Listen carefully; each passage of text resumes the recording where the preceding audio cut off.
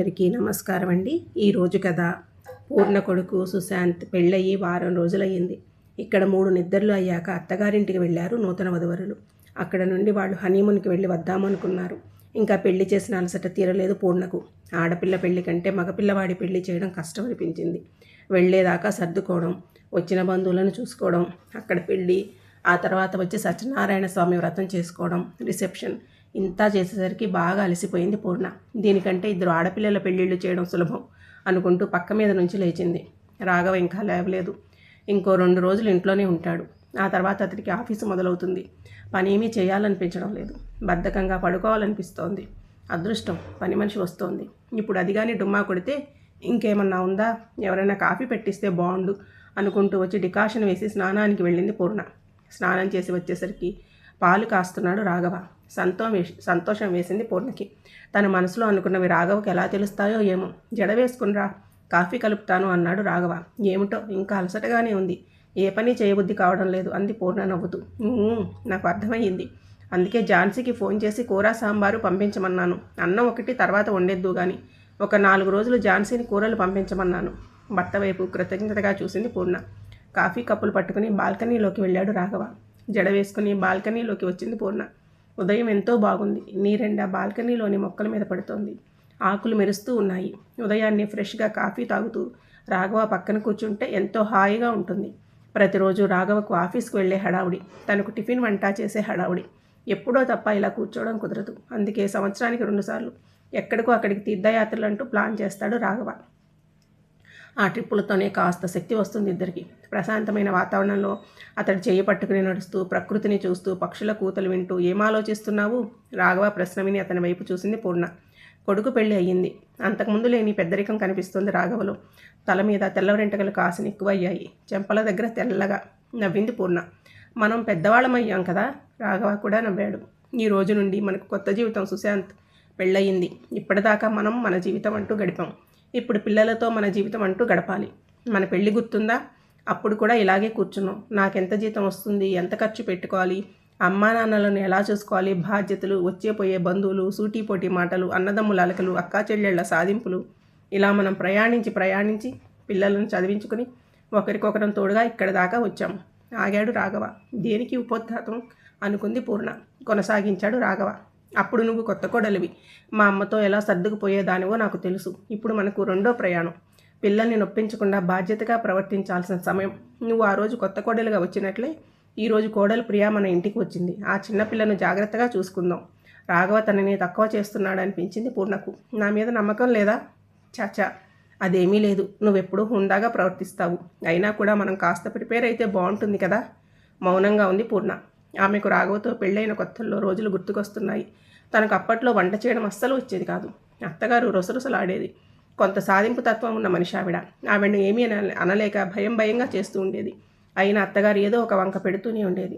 డబ్బులకి కొంచెం కటకటగానే ఉండేది. 2 చంటి పిల్లల్ని స్కూల్కి పంపి సెల్ఫ్ ఎంప్లాయ్మెంట్ లాగా చిన్నపిల్లల డ్రెస్సులు కుట్టి బట్టల షాపులకు అమ్మేది. ఏదో వేర్నీళ్ళకు చన్నీళ్ళలాగా సంపాదించేది. ఆ తర్వాత మెల్లగా 2 అమ్మాయిలను పెట్టుకుని పని చేయించుకునే స్థితికి వచ్చింది. పిల్లలు కాలేజీకి వచ్చేసరికి కాస్త పెద్దది ఇండిపెండెంట్ హౌస్ కట్టుకున్నారు. ఇంట్లోనే ముందు వైపు ఒక పోర్షన్ వర్క్షాప్ లాగా చేశాడు రాఘవ. ఇప్పుడు 6 అమ్మాయిలతో వర్క్ చేయిస్తోంది తను. అత్తగారి సపోర్ట్ లేకపోయినా ఎప్పుడూ పెదవి విప్పి మాట్లాడింది లేదు. అలానే రాఘవతో చెప్పుకున్నది లేదు. అలా ఏళ్లు గడిచిపోయాయి. 2 ఏళ్ల క్రితం కూతురు నీలిమ పెళ్ళయి లండన్ వెళ్ళింది. ఇప్పుడు కూడా సెలవు లేదంటూ సత్యనారాయణ వ్రతం అవగానే వెళ్ళిపోయారు కూతురు అల్లుడు. పూర్ణ ఆలోచనలను భగ్నం చేస్తూ, కోపం వచ్చిందా నా మీద? పొద్దున్నే ఏదో బోధ చేస్తున్నానని అంటూ కుర్చీని పూర్ణకు దగ్గరగా జరిపి కూర్చున్నాడు. లేదు, మనం జాగ్రత్తగా ఉందాం అంది పొడిగా పూర్ణ. ఆమె మనసులో అసంతృప్తిగా ఉంది. రాఘవ తనకు ఇలా చెప్పకుండా ఉంటే బాగుండేది. రాత్రి నీలిమ ఫోన్ చేసింది. అమ్మా, నువ్వు వదిన విషయంలో ఎక్కువ పట్టించుకోకు. తను ఎలా ఉంటే అలా ఉంటుంది. నాకు చెప్పినట్లు పొద్దున్నే తయారవ్వు. ఎడ్డిదానిలాగా ఉండకు. ఆ నైటీ ఏమిటి, మంచి డ్రెస్ వేసుకో, త్వరగా స్నానం చేసిరా అంటూ సాధించకు. నేనంటే కూతుర్ని, మనం తగలాడుకున్నా బాగుంటుంది. వచ్చేది కోడలు, కాస్త జాగ్రత్తగా ఉండు ప్లీజ్. మండిపోయింది పూర్ణకు. ఏడుపు కూడా వచ్చింది. పొద్దున్నే మీ నాన్న లెక్చరర్ అయ్యింది. ఇప్పుడు నువ్వు మొదలుపెట్టావు. అవును, నేను గయ్యాళిని. అందరినీ సాధించుకు తింటాను. పెట్టేవే ఫోను. ఇంకొక మాట్లాడితే ఊరుకోను అంటూ ఎగిరింది. ఒక్కసారిగా దుఃఖం పొంగుకు వచ్చింది పూర్ణకు. వెక్కి ఏడవడం మొదలుపెట్టింది. నిస్సహాయంగా చూస్తున్నాడు రాఘవ. పూర్ణ ఎందుకు అర్థం చేసుకోవడం లేదు? ఈ కాలంలో పిల్లలకు ఓర్పు సహనం తక్కువ. ఏదన్నా తేడా వస్తే విడాకులు అంటారు. వాళ్ళిద్దరు అడ్జస్ట్ అవడమే గొప్ప విషయం. పెద్దవాళ్ళం కొంచెం అర్థం చేసుకుని పిల్లలకు సపోర్ట్గా ఉండాలి. అటు పిల్లలకు పెద్దవాళ్ళకి కూడా ఇది క్లిష్టమైన సమయం. ఇంకా మాట్లాడితే ఇది పెద్దవాళ్లకు పరీక్షా సమయం. పూర్ణ పక్కన వచ్చి కూర్చున్నాడు రాఘవ మృదు స్వరంతో. చూడు పూర్ణ, నువ్వు చెడ్డదానివని ఎవరం అనుకోవడం లేదు. ఇప్పుడున్న పరిస్థితులకు తగ్గట్టుగా మనల్ని మనం మార్చుకోవాలి. చాలా ఏళ్లుగా మనం మన పద్ధతుల్లో జీవితాన్ని దిద్దుకుంటూ జీవిస్తున్నాం. మన అలవాట్లు కానీ పద్ధతులు కానీ తెలియని అమ్మాయి మన ఇంటికి వస్తోంది. మనం కొంచెం జాగ్రత్తగా ఉంటే మన బిడ్డల భవిష్యత్తు బాగుంటుంది. అంతకంటే ఇంకేమీ లేదు అనునయంగా చెప్పాడు రాఘవ. కళ్ళ నీళ్లు తుడుచుకుంది పూర్ణ. మనసులో కోడలంటే భయం వేస్తోంది. ఏం మాట్లాడితే ఏమొస్తుందో. పోనీ వాళ్ళని విడిగా ఉండమందాం. అదేమీ అవసరం లేదు పూర్ణ. కొంచెం సంయమనం పట్టించుకొనితనం కావాలి. నీలిమకు ప్రతి విషయంలో సలహాలు ఇస్తూ ఉంటావు కదా, అదే నీ ఫ్రెండ్ కూతుర్ని పట్టించుకుంటావా? కొంచెం కొంచెం అర్థమవుతోంది పూర్ణకు. పిల్లల విషయాల్లో మనం అతిగా ఇన్వాల్వ్ అవ్వద్దు. కోడలితో స్నేహంగా ఉండాలి. అలా అని ఆ అమ్మాయి స్వేచ్ఛకు భంగం కలిగించకూడదు. రాఘవ కళ్ళల్లోకి చూసింది పూర్ణ. అతని కళ్ళల్లో ప్రేమ తొణికిసలాడుతోంది. సరే, మీరు కొన్ని రోజులు ఆఫీస్కు సెలవు పెడతారా? నాకు కొంచెం బాగుంటుంది అంది పూర్ణ ప్రాధేయపడుతున్నట్లుగా. చూస్తాను, కానీ నువ్వే మేనేజ్ చేసుకోగలవు. నువ్వు సమర్థంగా ఎన్ని పనులు చేయలేదు. ఇది నీకు చాలా సులభం. జస్ట్ నీలిమ, నేను నీకు గుర్తు చేస్తున్నామంతే. రాఘవ అలా చెబుతుంటే కాస్త ధైర్యం వస్తుంది పూర్ణకు. ఆ రోజు రాత్రి నిద్ర పట్టలేదు ఆమెకు. 4 రోజులకు ప్రియా సుశాంతులు వచ్చారు. పిల్లలతో సరదాగా గడుపుతున్న పూర్ణ మనసులో కొంత అలజడిగానే ఉంది. ఆ మన్నాడు పొద్దున్నే 5ంటికే లేచింది పూర్ణ. వంట టిఫిను చేసి హాట్ బాక్సుల్లో పెట్టి తన వర్క్షాప్కి వచ్చింది. 10ంటికి ప్రియా వచ్చింది. ఆమె ఉద్యోగ ప్రయత్నాలు చేస్తూ సర్టిఫికేట్ కోర్సులు చేస్తోంది. కోడలను చూసి స్నేహంగా నవ్వింది పూర్ణ. ఇక్కడ నేనేమైనా చెయ్యనా అడిగింది ప్రియ. నీకు టైం ఉంటే చేద్దు కానీ అంటూ తాను తయారు చేసే డ్రెస్ల డిజైన్స్ కోడలికి చూపించింది పూర్ణ. మీరు మంచి బిజినెస్ ఉమెన్ అంటూ మెచ్చుకుంది ప్రియ. కాసేపటికి సుశాంత్ కూడా వచ్చి తల్లితో కాసేపు కబుర్లు చెప్పాడు. పిల్లలిద్దరూ ఇంట్లోకి వెళ్ళారు. వారం రోజులు గడిచాయి. పూర్ణకు అదే రోజు దినచర్య. వంట చేసి పెట్టడం, కొడుకు కోడలు నిద్రలేచేసరికి వర్క్షాప్కి రావడం. ఎప్పటికంటే ఎక్కువగా బిజినెస్ మీద దృష్టి పెట్టింది. తన స్నేహితురాలు సరళతో కలిసి పేద పిల్లలకు బట్టలు కుట్టి సప్లై చేయడం మొదలుపెట్టింది. సరళ 2 ఏళ్లుగా దీపగృహ అనే స్వచ్ఛంద సంస్థను నడుపుతోంది. కూలీ నాలీ చేసుకునే మహిళలు వాళ్ళ పిల్లల్ని దీపగృహంలో వదిలి పనికి వెళ్తారు. సరళ ఆయాలను పెట్టి ఆ పిల్లల బాగోగులు చూస్తూ ఉంటుంది. సరళ సిటీలో ఉండే 10-12 స్కూళ్లకు వెళ్ళి మాట్లాడి స్టూడెంట్స్కు పనికిరాని యూనిఫామ్లను తీసుకుని వచ్చి వాటితో దీపగృహలోని పిల్లలకు డ్రెస్సులు తయారు చేయించి ఉచితంగా పంచుతోంది. సరళ తెచ్చిపెట్టిన పాత యూనిఫామ్లను దీపగృహలోని పిల్లలకు సైజులకు తగ్గట్టుగా కుట్టి పంపించడమే కాకుండా బస్తీలో ఉండే పేద పిల్లలకి కూడా కుట్టి ఇస్తోంది పూర్ణ. దీనికోసం ప్రత్యేకంగా 2 అమ్మాయిలను పెట్టుకుంది. ఇక శని ఆదివారాలు బస్తీలోని పేద పిల్లలకు ట్యూషన్ చెప్పే సంస్థలో చేరి పాఠాలు చెప్పి వస్తోంది. ఇలా తనను తాను బిజీగా ఉంచుకుంటూ గడుపుతోంది పూర్ణ. కేవలం వంట చేయడానికి, కాసేపు విశ్రాంతి తీసుకోవడానికి మాత్రమే ఇంటి లోపలికి వస్తోంది. ప్రియ తన చదువులో తానుంటోంది. పిల్లలు ఎక్కడికి వెళ్తున్నారు, ఏమి తింటున్నారు అనే ఆలోచన కూడా మనసులోకి రానంతగా పనిలో పడిపోయింది పూర్ణ. భార్యలోని మార్పును గమనించాడు రాఘవ. పూర్ణ ఇంతకు ముందులాగా తన వెనక తిరగడం లేదు. తనతో కలిసి కబుర్లు చెబుతూ గడపడం లేదు. అలసిపోయి వస్తుంది. ఇంట్లో మనుషులు ఉన్నారని మర్చిపోయినట్లుగా ఉంది అనుకున్నాడు. ఒకరోజు రాత్రి పూర్ణను కదిలించాడు రాఘవ. ఆ మురికి వాడల్లోకి వెళ్ళి పాఠాలు చెప్పడం ఎందుకు? అక్కడ పందులు కుక్కలు తిరుగుతూ ఉంటాయి. ఆ శిథిలమైన స్కూల్లో కూర్చుని బీదాబిక్కిని ఉద్ధరించడం అవసరమా? పైగా చిన్న వయసు కూడా కాదు. నీ ఆరోగ్యం చూసుకో పూర్ణ. అక్కడి దోమలకు ఏ డెంగ్యూనో పట్టుకుంటే తట్టుకోలేవు. బదులు చెప్పలేదు పూర్ణ. దాదాపు 4 నెలలు గడిచిపోయాయి. ఒంటరితనం పీడిస్తోంది రాఘవను. ఆ శుక్రవారం రాత్రి ప్రియా సుశాంతులు సరదాగా టూర్కు వెళ్లారు. శనివారం పొద్దున్నే 5ంటికి అలారం పెట్టుకుని లేచాడు రాఘవ. పాలు కాచి డికాషన్ వేసి స్నానం చేసి వచ్చి దీపారాధన చేసి పూజ చేసుకుంటున్నాడు. గంట మోగుతుంటే కళ్ళు విప్పింది పూర్ణ. రాఘవకు ఎటైనా వెళ్లే పని ఉందా? ఇంత త్వరగా లేచి పూజ చేస్తున్నాడు అనుకుంటూ వచ్చింది. కాసేపు పడుకోలేకపోయావా? ఇంకా తెల్లవారలేదు నవ్వుతూ పలకరించాడు రాఘవ. ఎక్కడికన్నా వెళ్ళాలా?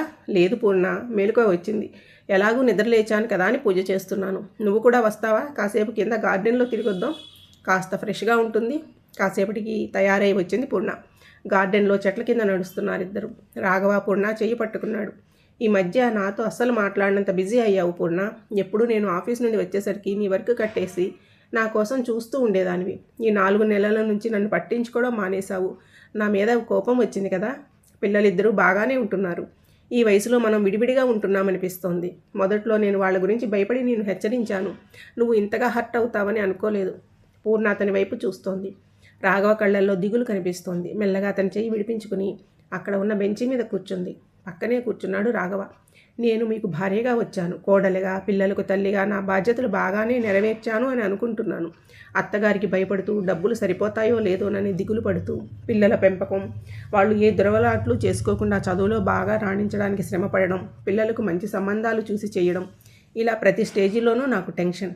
మీరు సపోర్ట్గా ఉన్నారు, కాదనడం లేదు. కానీ చివరికి కోడలు ఇంటికి వస్తే కూడా నాకే ఎందుకు టెన్షను? నా అస్తిత్వం ఏమిటో తెలియడం లేదు. నేను మాత్రమే సర్దుకుపోవాలి, నేను మాత్రమే అడ్జస్ట్ అవ్వాలి. ఇంత చేసినా నాకున్న గుర్తింపు ఏమిటి? ఒకవేళ కొడుకు కోడలు విడాకుల దాకా వస్తే దానికి కారణం నేనే అవుతాను. ఎందుకో నాకు మీ అందరికీ దూరంగా వెళ్ళిపోవాలని ఉంది. ఆడపిల్లగా పుట్టినప్పటి నుంచి ఇలా ఉండు, అలా ఉండు అనే బోధలు వింటూనే ఉన్నాను. ఈ తరంలో అమ్మాయిలకు ఆ బాధ లేదు. ఎవ్వరూ వాళ్ళకు బాధ్యతల గురించి చెప్పరు, హక్కులు మాత్రమే నేర్పించి పెడుతున్నారు. ఇప్పటికీ మా తరానికే బాధ్యతలు, భయాలు, బెంగలు. వీటి నుండి తప్పించుకోవడానికి నేను నా పనిలో మునిగిపోయాను. నా దారి నేను వెతుక్కుంటున్నాను. నాకు నచ్చిన మార్గంలో ప్రయాణిస్తున్నాను. అది కూడా తప్పేనా? పూర్ణకంఠంలో దృఢత్వం. ఆకులు కదలడం లేదు. అంతటా నిశ్శబ్దం. రాఘవ ఏమీ మాట్లాడలేదు. ఆ నీరెండులో పూర్ణ వేసిన ప్రశ్న రాఘవకు ఒక్కడికే వినిపించిందా, లేక పంచభూతాలన్నింటికీ వినిపించిందా? గాలి సానుభూతిగా ఆమెని స్పృశించింది. పూర్ణ ప్రశ్నకు రాఘవ దగ్గర జవాబు లేదు. పాత పూర్ణని ఎలా వెనక్కి తెచ్చుకోవడం? ఇంకో నెల గడిచింది. ఆ రోజు శనివారం. బస్తీలో పిల్లలకు ఇంగ్లీష్ గ్రామర్ చెబుతోంది పూర్ణ. టీచర్ కొత్తసారి వచ్చారేమో, మేడంతో మాట్లాడుతున్నారు, కిటికీలో నుంచి చూపిస్తూ చెప్పారు పిల్లలు. స్వచ్ఛంద సంస్థ చైర్మన్ అంజలితో మాట్లాడుతున్నాడు ఒకతను. పువ్వుల చొక్కా. అతను అటువైపు తిరిగి ఉండడం వల్ల మొహం కనిపించలేదు పూర్ణకు. బడిలో పాఠాలు చెప్పడానికి రిటైర్ అయిన వాళ్ళు వస్తూ ఉంటారు. పాఠం కొనసాగించింది పూర్ణ. క్లాసు అయ్యాక బయటకు వచ్చింది. ఎవరూ కనిపించలేదు. మధ్యాహ్నం అయ్యిందని చెట్టు కింద కూర్చుని బ్యాగ్లోంచి లంచ్ బాక్స్ తీసింది. ఇంకో 2 క్లాసులు తీసుకుని ఇంటికెళ్ళాలి. ఇల్లు గుర్తుకు వస్తే ఎందుకో బెంగ కలుగుతోంది. అందరూ ఉన్న ఏదో తెలియని ఒంటరితనం. రాఘవ ప్రేమగానే ఉన్నాడు. ఎందుకో తనకే పరాయితనంగా ఉంటుంది. హలో టీచర్, రాఘవ గొంతు. చటుక్కున తలదిప్పి చూసింది. పువ్వుల చొక్కా వేసుకుని నిజంగానే రాఘవ. సంభ్రమంగా లేచింది పూర్ణ. నేను లేకుండా నువ్వు ఒక్కదానివి తినేయగలవు, నేను అలా ఉండలేనబ్బా. పక్కన కూర్చున్నాడు రాఘవ. నోటమాట రాలేదు పూర్ణకు. మీ అంజలితో మాట్లాడాను, పాఠాలు చెప్పడానికి కాదు, స్కూలు బాగు చేయడానికి. మన ఊరి మేయరు తమ్ముడు నా కొలీగ్, అతడితో వెళ్ళి మేయర్తో మాట్లాడాను. డబ్బులు శాంక్షన్ చేశాడు. ఆ పని మీద వచ్చాను. నువ్వు ఉండే పరిసరాలు శుభ్రంగా ఉంచాలి కదా. ఈ మురికివాడను బాగు చేయడానికి ప్రభుత్వం వైపు నుంచి కృషి చేస్తున్నాం. స్వచ్ఛ భారత్ ప్రోగ్రాం అన్నమాట. రాఘవ నవ్వుతూ చెప్తుంటే కళ్ళనీళ్ళు వచ్చాయి పూర్ణకు. భర్త చెయ్యి పట్టుకుంది. దూరంగా సుశాంత్ వస్తూ కనిపించాడు. అతడి వెనకాల ప్రియతో మాట్లాడుతుంది అంజలి. ఆ వెనక ఎవరెవరో గవర్నమెంట్ ఆఫీసర్లు. అలాగే చూస్తోంది పూర్ణ. దగ్గరగా వచ్చారందరూ. ప్రియ, సుశాంత్, రాఘవులు ఆఫీసర్లతో మాట్లాడుతూ ఏమేమి చేయాలో చెబుతున్నారు. ఆఫీసర్లు వచ్చారు కాబట్టి పిల్లలకి క్లాసు లేదు. పిల్లలు కేరింతలు కొడుతూ వెళ్ళిపోయారు. 2 గంటల తర్వాత అంజలి దగ్గర సెలవు తీసుకున్నారు రాఘవ వాళ్ళు. కారెక్కుతూ ఉంటే ఈ పువ్వుల షర్ట్ ఏమిటి, బయటికి వచ్చేటప్పుడు కొంచెం డీసెంట్ డ్రెస్ వేసుకోవాలి కదా, కోపంగా అంది పూర్ణ. నవ్వాడు రాఘవ. ఎప్పుడు ఏ చొక్కా వేసుకోవాలో నువ్వు చెప్పింది నాకెలా తెలుస్తుంది? రాఘవ నవ్వుతూ ఉంటే కోపం నషాలానికి అంటుకుంది. కొడుకు వైపు తిరిగింది పూర్ణ. నువ్వేమిట్రా చింపాంజీలాగా జుట్టు గడ్డము, అలా షార్ట్స్తోనే వచ్చేసావు? వాళ్ళందరూ ఏమనుకుంటారు? ఈ మధ్య నువ్వు మమ్మల్ని పట్టించుకుంటున్నావా అమ్మా? అసలు నువ్వు మాతో మాట్లాడి ఎంత కాలమైందో తెలుసా? నివ్వెరపోయింది పూర్ణ. తల్లి భుజం చుట్టూ చెయ్యి వేశాడు సుశాంత్. నువ్వు పరాయి దానిలాగా ఉంటే ఎంతో బాధగా ఉంటోందమ్మా. నువ్వు మమ్మల్ని దిద్దుతూ ఉండాలి, మా విషయాలు పట్టించుకోవాలి, మంచి చెడు చెబుతూ ఉండాలి. నువ్వు మమ్మల్ని వదిలేస్తావా చెప్పు? నువ్వే ఇంటికి కమాండర్వి, కెప్టెన్వి. నువ్వు వదిలేస్తే మాకు ఎలా ఉండాలో, ఏమి చేయాలో ఎలా తెలుస్తుంది? కళ్ళనీళ్ళు ఉబికి వస్తున్నాయి పూర్ణకు. పదండి అత్తయ్య, ఈరోజు నేను వంట చేస్తాను. ఎలా చేయాలో చెప్పండి, నేను నేర్చుకుంటాను. ప్రియ అనునయంగా చెప్తూ ఉంటే కళ్ళనీళ్లు తుడుచుకొని కారెక్కింది పూర్ణ. వెనుక సీట్లో రాఘవ భుజం మీద తలవాల్చి కూర్చుంది. ఇప్పుడు ఆమె మనసు తేటగా ఉంది. అందులో కుటుంబ సభ్యుల మీద ప్రేమానురాగాలు పొంగి పొర్లుతున్నాయి. ఇంటికి దీపం ఇల్లాలు. ఆ దీపం మసకబారితే ఇల్లు చీకటైపోతుందని పూర్ణ కుటుంబ సభ్యులు తెలుసుకున్నారు. కారు కదిలింది.